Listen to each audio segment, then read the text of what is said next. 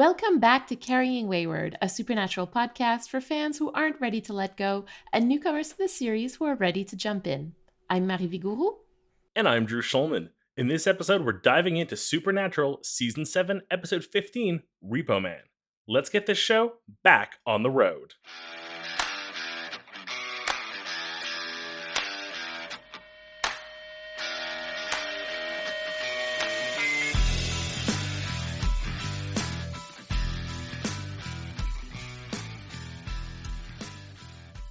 How about we start 2024 with some love and gratitude for our patrons and coffee supporters. So we just want to say a huge thank you for your financial support. It really, really means the world to us. So let's start off 2024 with some positive vibes that way. 100% thank you, everyone who ever has been a backer, has tried to be a backer, will be a backer, and are. You have done amazing to help us keep the show running and to do the things we do and put the effort and time into it. Definitely. Now, on a show note, I was right about this episode title. Meaning? It is directly referencing the musical I was referring to, Repo Man, the genetic opera, because Repo Man is literally about a repo man who repossesses organs that haven't been fully paid for medically. Lovely. So if you happen to need a new liver and then you can't make your payments, the Repo Man comes and repossesses that organ, much like our serial killer this episode was removing organs from his victim. So no musical starring Anthony Stewart Head, which everyone should go look up and watch if they haven't. Gore warning, I guess, if you're not into that kind of thing. I'm glad for once I actually got the reference to a title properly. You're kind of hinting at the fact that we are starting the year off with a bang because this episode was pretty dark.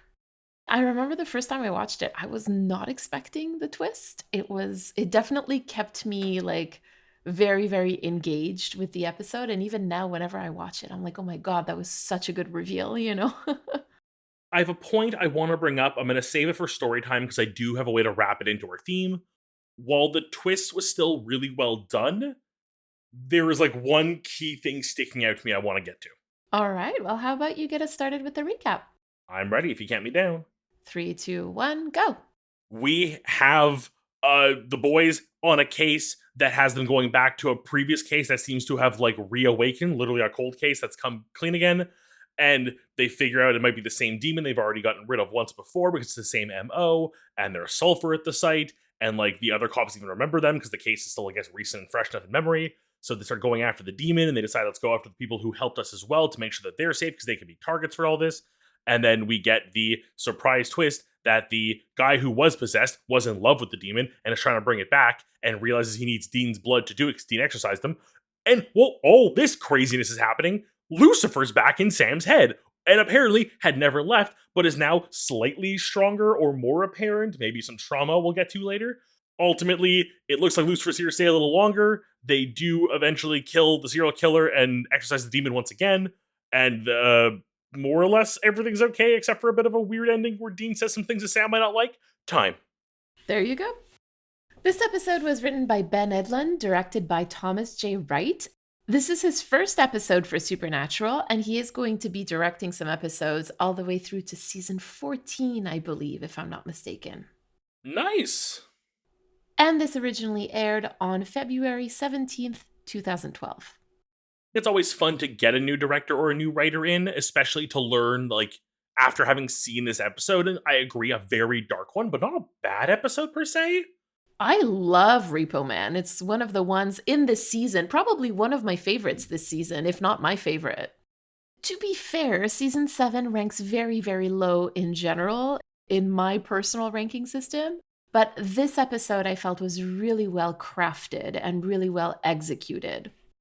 Overall, it really is a top-notch episode. It feels well constructed. It doesn't really have any major we'll get to the few things I have with it, but they're all very minimal.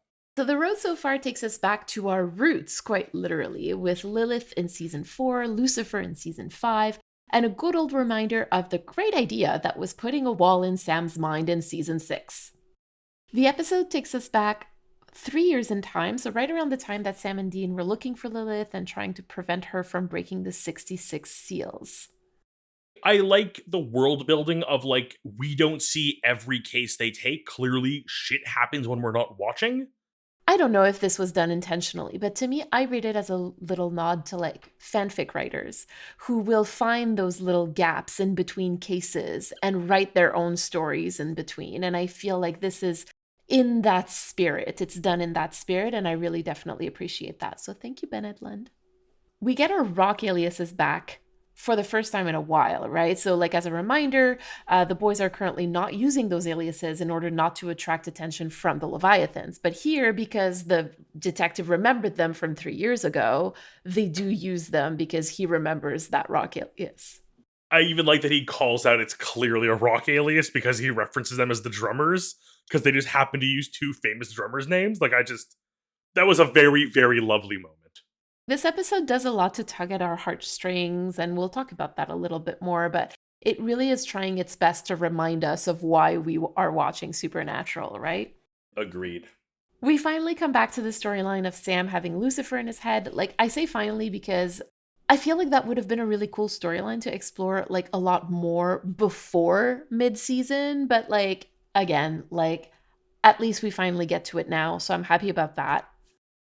It's the kind of storyline you could have left very subtle moments of, like, just, you know what, when they're in the car and Dean is clearly not looking at Sam, have him like looking over his shoulder and doing the hand thing. Like, just like remind us as an audience it's ever present. This episode makes it clear it's ever present, but I think having the like physical clues leading up to now would have given it more impact and ultimately would have just been more fun to have the story. And finally, throughout this episode, we're going to see Lucifer take up more and more room in Sam's mind, which we're going to be talking about in a minute, like up to the point where Lucifer tells them, like, no nap for you. And he basically sets the motel room on fire, which is when we should all have an inkling that shit's about to go really, really, really, really bad. And on a weird side note, I love that Lucifer helped me this episode with pointing out the weirdness of the motel room that you made me realize now I've been just ignoring forever. Did you really never notice that the motel rooms all had a theme? There's definitely a few that stood out to me as like looking a little funny or being like a little like I don't believe that's a cheap motel that looks like a like mid-level hotel room almost, but like this one being, as he puts it, avocado grime is just like a little extra gross, and I kind of love that.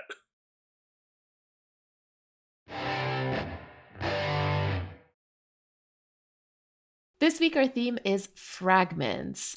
The word fragment is, as a verb, comes from the Latin meaning to break, to shatter, to fracture. And so the noun would be the result of that action, like the pieces that are left after the break. And I think that this is an interesting theme to get into for this episode, especially for Sam, but also for Dean, I think.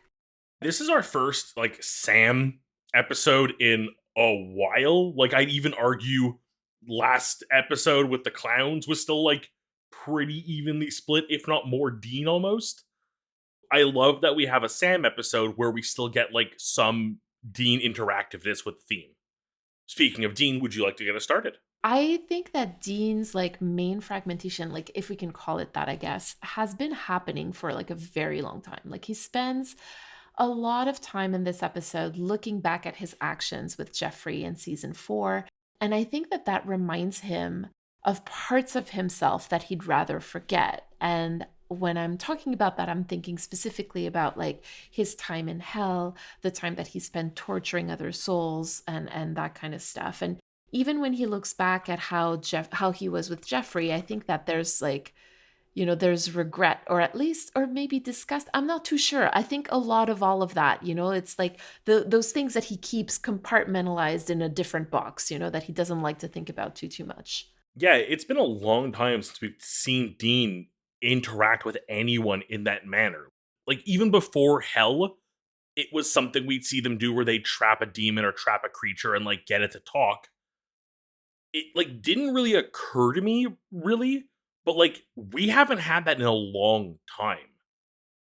Like it's something he's really like removed himself from, and especially as you said, to like kind of connect it to the fact that it's part of his history, but also more specifically the part of him that did this in hell.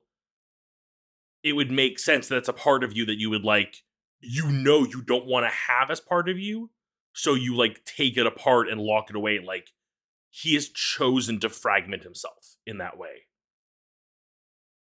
Despite this, he is still like so like you could tell he's not happy with it. The way he treats Jeffrey shows that there's like a level of him that feels like he owes him and has to like earn forgiveness from him, which I think is where my like I want to bring up my little gripe here, which is the fact that he is almost like blinded by remorse for Jeffrey, that he's like too lenient with him, to the point of walking an innocent and scared man into a supposed demon lair. Did we not learn a few episodes ago to not bring innocent people into monster fights in creepy houses and warehouses? Ahem.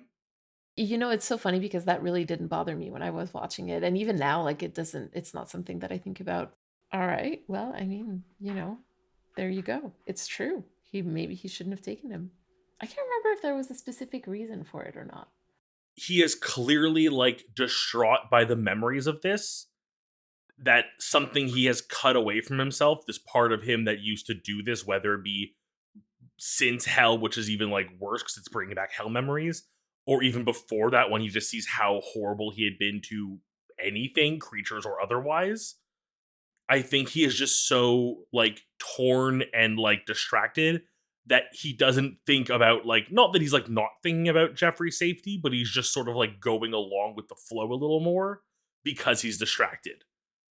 Like, I feel like a less distracted Dean in a more like stable mood would have told the guy, okay, I know where to go now. You stay here. And like, yes, he would have obviously followed him in and been a shithead murderer, but like to walk him in with his dog is just like, why are you doing this?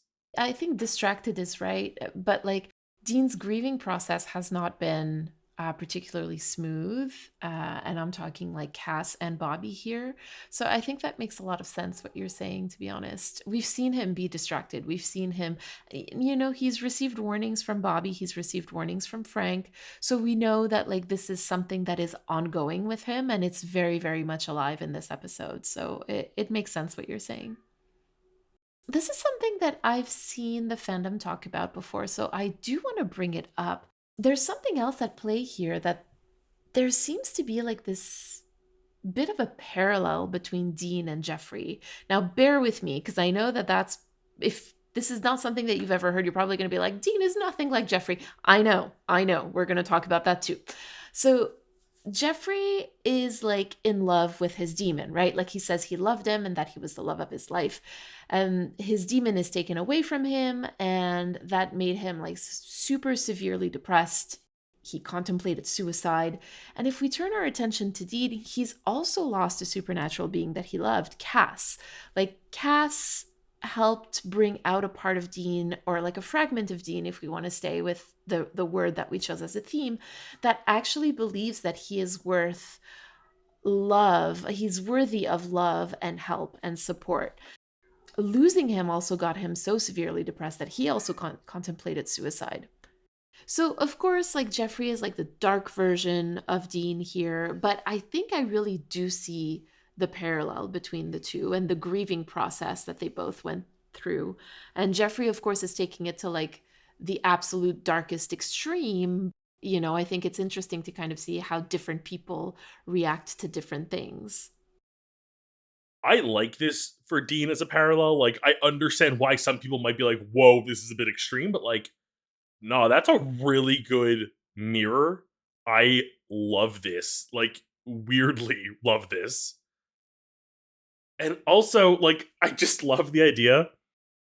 This is like the kind of thing I could see somebody in the writing room or like production team pitching, knowing the like gay implications it would have for Dean. And like some of those like anti-Destiel people on the crew would like not realize it. So like kind of a win for the Destiel fans. What you're talking about here is the kind of queer coding that I love. It's the, or I should say, it's the kind of queer coding that I think requires courage, meaning when you're trying to add little hints and little, like sprinkle little bits of gay into your character coding, but doing it in a way that is not necessarily visible to the straight people who are making the show. in order to allow queer people to see themselves on screen. That to me is queer coding as a means of resistance. 100%. Yeah, I mean, we also just want people to be able to write queer characters openly. That is absolutely the end goal. But I think that this is, of all the kinds of queer coding that exist, this is the one that I admire the most. With Dean wrapped up, shall we discuss Sam? So in this episode, we're watching like Sam's entire being fragment, like shatter completely. He's literally falling apart in front of our eyes. And that's really like what we're going to see throughout this discussion. We are legitimately watching Sam, who we know has a fragmented like mind right now. Yeah, exactly. So if we start like from the beginning, like I think that we need to look at like how the episode starts and how the episode finishes for Sam. Like actually like let's even go back further because last episode Sam went through arguably a pretty traumatic event, right? Like with the clowns chasing him and all that stuff. And at the beginning of this episode, we're seeing him again like seeing Lucifer or like still like it's not super 100% clear because we the audience haven't really been seeing Lucifer like all that much since earlier this season, and I know that there are like logistical reasons for that. They couldn't necessarily have the Mark Pellegrino on set all the time. I'm just naming, right? Not, this is not a critique, this is just naming things. So like, did the last episode unlock something for Sam? Like, we know that this episode does for sure, and we'll talk about that, but I really do wonder if Sam was maybe in an already like vulnerable state of mind here. I could definitely see that. I'd even be willing to bet that something like the scene in the library was like an extreme level of activity that he probably hasn't experienced in a while. So, despite the fact that he was able to ignore him or continue to ignore him, Lucifer was able to go a little further than just appear and make some comments for the first time in a while because there's a reaction from Sam in that moment that we haven't seen in a while. Well, the thing is, like, this entire episode really builds. Like, it starts off like as him ignoring Lucifer, and then it moves on to something else, right? So, like, we see Sam like really devolving like into these hallucinations. Like, at first, Sam refuses to listen to Lucifer like entirely, but then it turns out that Lucifer is actually remembering things about the case that Sam doesn't, right? So he listens to him more and more, and then he allows Lucifer to take up more and more space in his mind. And I think that this really shows like how fragmented Sam really is right now, because we know that Lucifer isn't actually in his mind, right? But somehow Lucifer still represents a part of Sam right now, I think, in his mind. That's how I'm choosing to see it. And like, if we remember also season four was the time that like the plot of this episode is referring to, right? And so this is when Sam was drinking demon blood. And so, what does that tell us about Sam that his hallucination of Lucifer would remember more of that time than he does? Oh, I love that. It's dark. Like the entire Lucifer thing just gives the same vibe as Sherlock's Mind Palace to make a reference. But as we all like seem to be in agreement that Lucifer is just an illusion, I'm getting the vibe we're all on that same page. Lord knows I'll be wrong. He's using his memory of hell and his fears to like shut him down a little bit. Like Lucifer knowing things is just Sam visualizing his recollection of details. If we focus on the name of the detective as a great example at the beginning of the investigation, it does seem to give off the vibe of like Sam not recalling details that he has naturally moved on from and like left like out of his conscious mind and have now begun to exist in the subconscious with Lucifer. So his own mind is so fractured that even his subconscious non-horror memories are something he's afraid to reach for in fear of reaching Lucifer. There you go. Like, that time is so painful for him that he has like locked it away. And like, I think that that tells us so much about how he sees this past version of himself and like how much he's worked to like dissociate or like to break from that version of him. And like, this is also very reminiscent of like the end of season 6 with with the three different Sams, right? If you remember, And it also speaks to how like some traumas bring you right back to like build on other past traumas. I'm thinking about how some folks will go into like survival mode, meaning like reaching for actions and like coping mechanisms that like they really don't need in regular circumstances. But then they know that those things have kept them alive before, or kept them going before, and so like they reach for those when they're again undergoing trauma. And I think like it even goes further in the sense that like Sam recalls that whole split like memory thing. Sam sees his mind as fragmented, like we saw it physically manifested with the three Sams. He's afraid that reaching across one fragment to the next can open a connection and allow those versions of himself back, which is the last thing he wants because that's just inviting Lucifer to take full control or, you know, ride shotgun a little more than usual. And this is why he's actively choosing not to recall something like the detective's name, because he has put together that it resides in a part of his mind that he's not comfortable accessing. Like we have that moment where Lucifer is like muttering the name to him, showing that like the part of his mind that is occupied by Lucifer has those memories. And rather than and like literally like, we understand that Sam is clearly hearing this information divulged to him by his own mind, and he is actively choosing to ignore even his own mind telling him information that he knows is factual. Ugh. Oh, Sam. Oh, Sam. Oh, Sam, you in for a big one. I know. Sam's not doing too hot right now. There's not enough Advil or Tylenol in the world for this. I also really want to highlight the library scene. I know you talked about it earlier, but I kind of want to come back to it when people just like start banging their heads against the desk and like it turns out that it's only happening in Sam's mind. I think that this is obviously also linked to like the final scene where Sam sees like the motel room on fire. Like I said, we can figure out that it's not really happening, it's only in his head.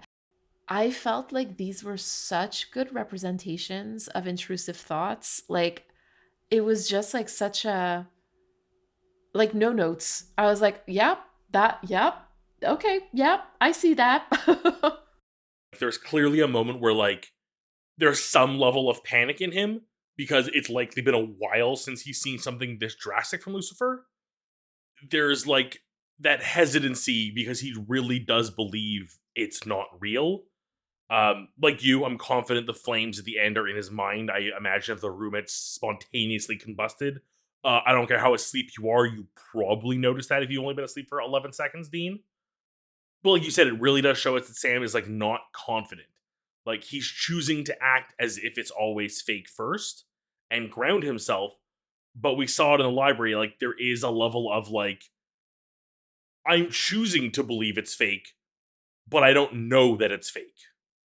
You know, when we were talking about him having a better grip on reality and using pain to ground himself, that no longer works, right? Like he has gone to another level of mental illness. Like he needs more help than he needed back then. I also felt so vindicated when I saw the red lighting on Lucifer's face. I was like, yeah, I got that right. And like again, like with the theme of fragmentation, like it's no longer Sam, the whole person that's in the red light. It's Lucifer, which is one part of Sam. So I just thought that that was like a really evocative frame in the episode. Oh my god, yes. When that like cut, that like very blatant like Lucifer and the red lighting, like suddenly, I was like, oh, yes. It does make me wonder, were all of the previous times we saw Sam in red lighting times where Lucifer was present and trying to get him to do something? Maybe. I mean, we did talk about the fact that those tended to happen when Sam was particularly disturbed or distraught by something. And so it's possible that those were moments where he was struggling. This is one of those things they could do that I think would just earn them so many points, and obviously the show's over. So this isn't something I can like hope for. Maybe I'll be surprised and it does happen. But if we were to get like flashbacks to like a majority of those moments No, we're not going to and get that. see I'm what sorry. Sam was saying, I know the show is not that good, but oh man, like a better show would have had something like that. And I would have loved it. So Lucifer says, that's what I'm talking about, Sam. Real interaction again. I miss that. The rapier wit, the wittier rape. Come on, I'll be good. So anyway, we're not going to go into detail about that because we did talk about it quite a bit in the Becky episode that we just did. But it definitely, again, adds weight to this idea that Lucifer used sexual violence against Sam in the cage. There is at least 3 separate instances of Lucifer making comments in this regard. Yeah, there you go. Like there's a lot that's going on, and like I said, we have talked about it, especially on our episode with consent, season 7, Time for a Wedding. So if you would like to hear more of our thoughts regarding that, you can definitely go back to that one. So Dean's last line of this episode, when Sam says that like Jeffrey was just acting, he says he was a psychopath. Sam, that's what they do all the time is act like they're normal, act like they're not balls to the wall crazy. And like, can we talk about that? Like, do we think that Sam is a psychopath who's just acting like a regular person? Like, is that what we're supposed to think here as the audience? No, this is so very clearly the show setting up for us the storyline of Sam thinking that Dean thinks he's a psychopath based on this description. The reality is, Dean, surprise, surprise, is not a trained medical professional with the capacity to diagnose someone's mental health. He is someone who throws around these kinds of terms in hyperbole, and Sam is the type to overanalyze said hyperbole and consider Dean might be right. So, yes, what you suggest is what we are going to get, but I want to make it very clear Dean is not a doctor. I also don't think that this is what we're supposed to think, but I did see the line as like the deep rooted fear of people with mental illness that others just won't understand, right? Like, because when you're actively ill, when you're actively in mental illness, like what you show others isn't necessarily what is happening inside of you or inside your mind. Like, there is a fragmentation or at least a compartmentalization there too. And it's like, who's going to believe me? Because like I might look fine. So what gives, right? And that's not the case for every mental illness. I do want to acknowledge that. But there are certain kinds where you are able to like mask to a certain degree, right? Um, and so there's that fear of like, oh my gosh, but if I tell them how bad it is, they're going to think I'm crazy or that I'm lying or that I'm looking for attention. Like there is that fear that is there. And like that fear can delay people in asking for help. And I just, I think that this is an interesting thing to bring up on this show to say, like, no, no, no, no, no. Ask for help regardless.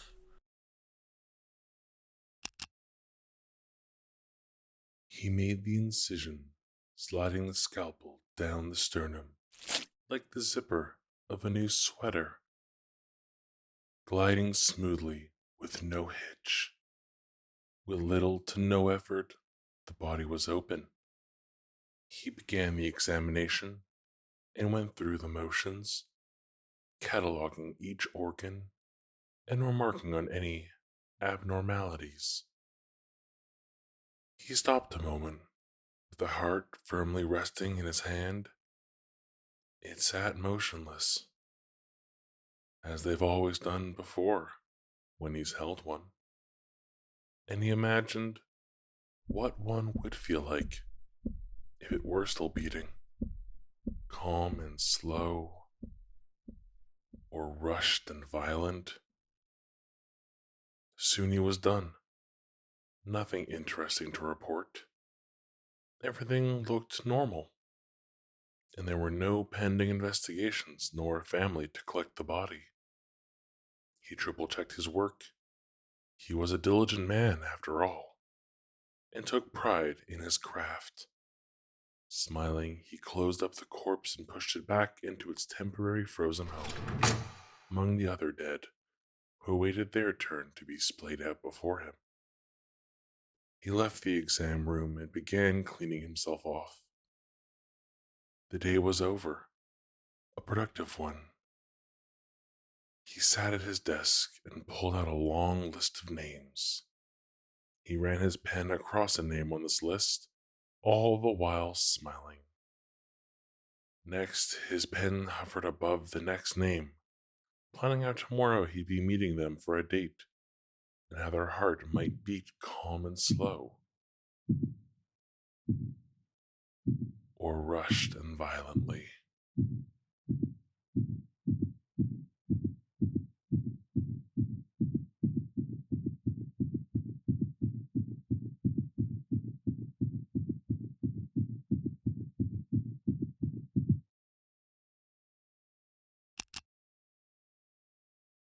think it's been pretty clear this season that it has been challenging for me.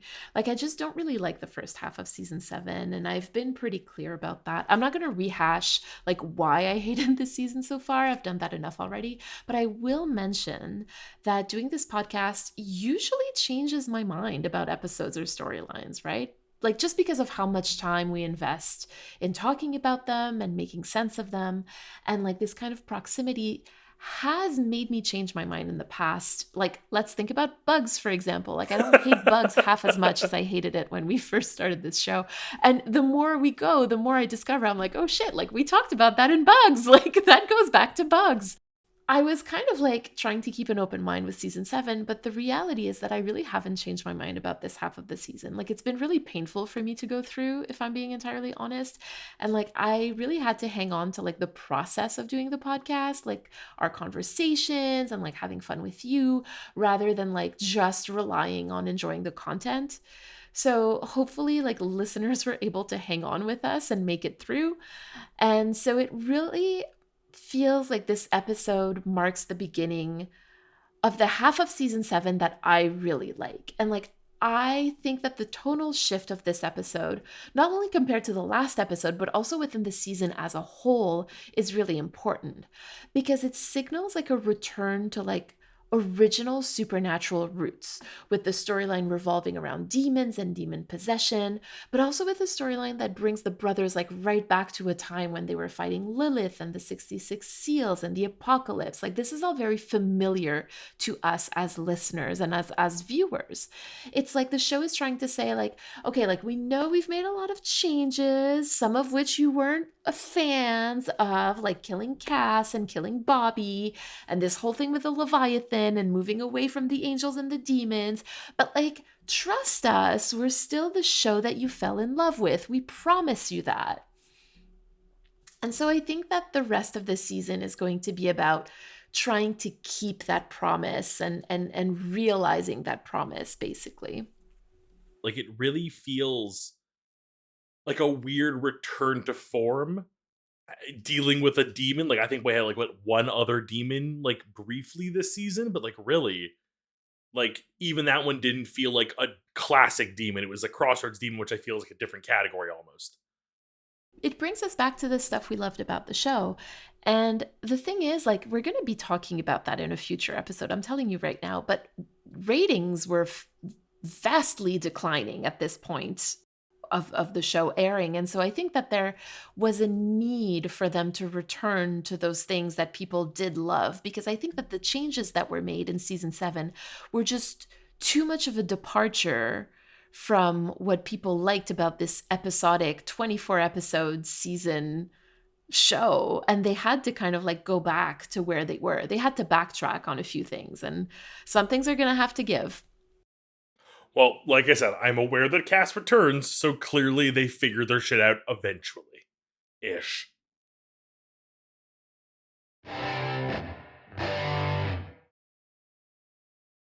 This week we have a message from Jack. Before we listen to it, we want to remind you to send us a 3-minute voicemail. To respond to anything we discussed today, you can use the recording app on your phone and just email us that recording at carryingwayward@gmail.com. We also want to remind you that Mary and I will be answering the question, what's your favorite library you've been to? For our Roadhouse supporters on our Impala Talk. Stay to the very end of the episode to hear a short clip.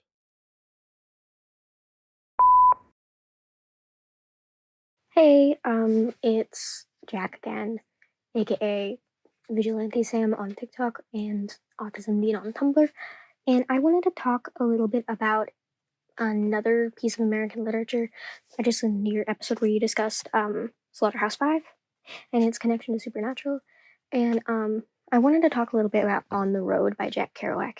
So it's one of my favorite books of all time. Like, I love Kerouac's writing style, and I generally love the Beat Generation poets.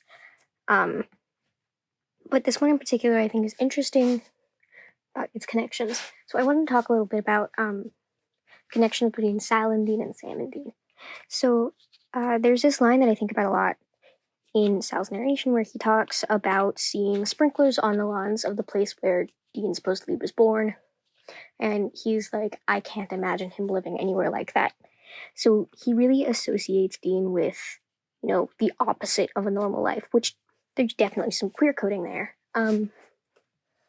Like he sees him as the perfect opposite to existing as a normal, functioning member of society. And I think for the first couple of seasons of Supernatural, that is how Sam views Dean, like as the opposite of the normal life he really wants, which is why he seems to resent him and John a lot in the first couple of seasons. So I was just wondering your opinions on that, and yeah. Thank you so much. I love your podcast. Jack, thank you so much for this lovely voicemail. I'm going to start with a little anecdote. So when I was younger, this was before social media, this was before cell phones, like we had one TV in the house and like it was, there was no streaming. So we were just watching like whatever channels were playing. And I used to read a lot of books, and most of the books that I read were books that my dad picked out for me. Like he would feed me quite literally books, and that's why I've read so much like classic French literature, because that's really what he favored for me.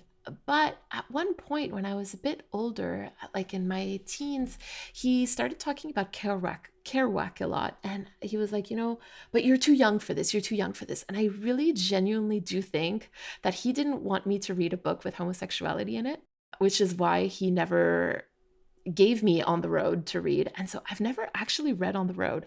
And that I feel is a big missing piece of me understanding supernatural lore. So a little bit, or at least origin stories.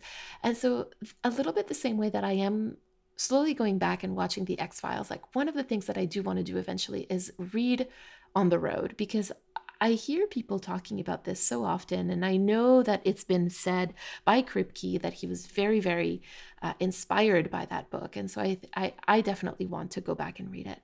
Now, to answer your question, I mean, what is more queer coded than somebody who can't fit into society, heteronormative society, the white picket fence, So I completely agree with what you're saying. And I think what I do find interesting is the fact that Sam resents him for it, because it seems like there's this, this desire to live this white picket fence that he knows he can't have so long as he is associated with Dean, or at least that's what he thinks, right? Sam, when he is younger, tends to think in absolutes. So it's like either or. I can't have all of it. Like if I leave everybody behind. I leave Dad and I leave Dean. When, at the end of the day, he could have very easily left the family unit and yet still been in contact with Dean. But again, like we're talking about two characters who have been raised in an emotionally unstable household with an emotionally unavailable parent. And so like I think I understand why Sam thought that way and why it did end up happening that way. But I just find it fascinating just how unadjusted these children, teenagers, and now adults really are because of John. So again, sorry to kind of always bring it back to John, but that's just my goodness. Jack, thank you. As someone who is very bad at books, like I just have trouble reading books, but I was made aware through this show and through conversations, the connections to On the Road, and hearing your description of the two protagonists and the idea of this their Dean not being able to fit into this heteronormative white picket fence life, it really brings back thoughts of like early season Sam and Dean. Like it's clear as day that you have the one who tried to escape this life and go to a normal, quote unquote, normal American dream style life, and then seeing someone like Dean, who you could never see in that space. And then weirdly, of all the things, and Mary already knows where I'm going with this, the thing it makes me think of is bugs. I know, I was thinking about bugs too. It's a foundational episode. I don't care what anybody has to say. Oh my god, it's like a meme how Foundation, how like it's become like referenced on this show at I this know. point. Supernatural, the podcast who started off hating bugs and loves it now. Oh my god, by the end, we're gonna do like an episode ranking. It'll be our like top 5 somehow. Carrying Wayward, hearts, bugs. That's our next merch There item. you go, our next sweater.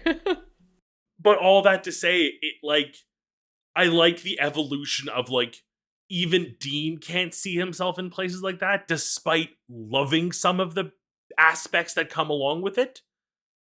You know, it's not just Sam looking at Dean saying like, "Ooh, you're not the guy who's going to settle down," but it's Dean seeing it in himself, but still, you know, I'll never settle down. Although I really do like this cozy shower.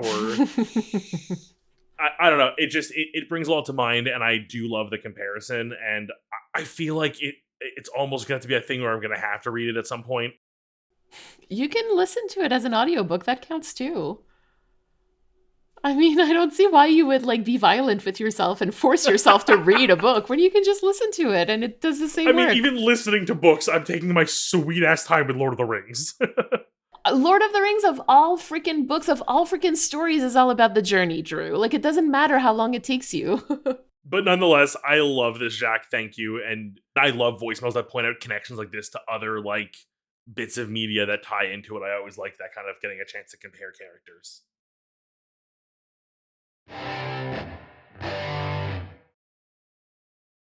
Do you have any reflection and call to action this week? I am not a doctor. It's a good statement of fact. But my call to action, more specifically, is I cannot diagnose myself, specifically my own mental health. What I can do is I can see a professional and do right by myself by at least asking or looking into it or inquiring. Right now, I am in a position where finding a doctor to do that with me in my province is nigh impossible, but I am taking some steps to look into seeing a mental health professional to look into things that I am curious about with my own mental health. That's awesome. And you, any call to action and reflection for this week? I mean, realistically, it's the same thing. Like this Sam storyline in this episode like really reminds me of like how important it is to ask for help, like as early as you can before it gets too bad. And even if it does get bad, or even if if it gets like really bad, ask for help anyway.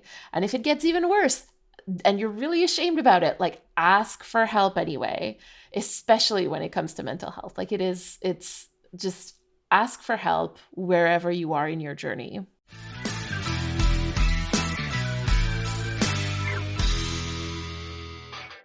You've been listening to Carrying Wayward, a supernatural podcast produced by Rochelle Castellano, hosted by Mary Vigouroux, and myself, Drew Schulman. Thank you to everyone supporting us on Ko-fi or Patreon, and an extra thank you to our bunker supporters, Elle, Jeremiah Thomas, and Simone. This week, we'd like to thank Jack for the message. You can go to carryingwayward.com for the links to our merch store and all of our socials. If you'd like to support us, you can become a patron or a Ko-fi subscriber. You can also leave us a rating on Spotify and a review on Apple Podcasts. Carry on, our wayward friends.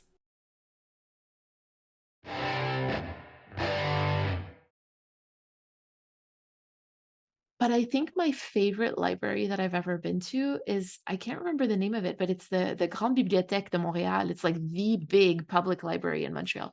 It's huge. Like it's like multiple floors. Like it's got like spaces for like talking. Like it's just a huge, beautiful, beautiful library. And yeah, if you're ever visiting Montreal, like the access is free. So if you want to go see it, you can definitely do that.